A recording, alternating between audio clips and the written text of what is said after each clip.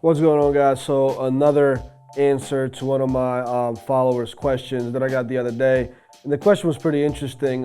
But sort of asking me like, what really is the benefit of being an up-and-coming artist, being independent, or sort of just starting out now as opposed to back in the day and having a head start on a lot of artists since it's so saturated? Well, that's a great point. It is super saturated, and you have to sort of, figure out how to get through the noise. But I think that's actually the benefit, is that since you're in the beginning stages of your career, you have the ability or luxury to experiment with anything you want compared to an established artist or A-list artist, because especially A-list artists on major labels, they can't always necessarily experiment with whatever because they got A&Rs sort of making decisions on what type of singles and albums to put out, especially when it comes to albums. There's other people involved in their decisions. They of course have to sort of upkeep a certain brand in the industry, right? You can't just say whatever. Obviously some artists do, but the company that you're around or the label that's around you or the team, they sort of want to make sure that their jobs are not jeopardized by you doing something stupid, right? So there's a lot of things A-list artists have to kind of watch out for. And also, it can't really, sometimes you don't want to experiment too much with like your musical genre, you know what I'm saying? Like, you don't want to go from being a hip hop artist to being like a skater punk rock band necessarily. Like, it may not work out, and then the label drops you, things like that. But if you're in the beginning of your career, independent artist, you can pretty much try anything out as long as you market it. And this is where the benefit comes from, that if you as an independent artist or somebody starting out right now gets ahead of the curve in terms of learning the business and understand how to grow your brand properly and understand which social media network to spend more time on and how to advertise on them properly and things like that, you will cut through the noise much faster than like 95% of all the artists out there. And that's actually the benefit, right? Because you're right, you probably have millions of artists in your same genre competing against you right now. But like I said, 90% of them don't really know what to do properly, and they're getting dicked around with all these different scammy services that don't really build the fan base. They just make the numbers look pretty, all this stuff going on in the industry. And it may take them 3 to 4 years to really figure out what not to do.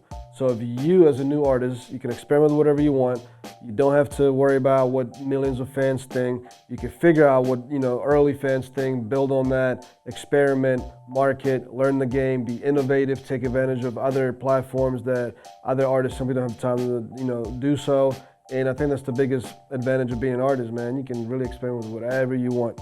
So hopefully that sort of answers your question and just gives you another perspective of why it's also advantageous to just be starting right now. Plus, I didn't even mention all the millions of tools we have today, like all these distribution platforms. I'm not even talking about like DistroKid, I'm talking about YouTube. And we'll distribute your content through that, and Twitch and obviously all the DSPs and all. I mean, we just never had that before. That was not around 15 years ago. Your job is just to figure out how to use it all and use it effectively. So I think there's a lot of benefit to being, I don't think there's ever been a better time to be an artist, to be honest with you, even though it's the most saturated it's ever been and everybody thinks they're an artist or producer, DJ, or whatever.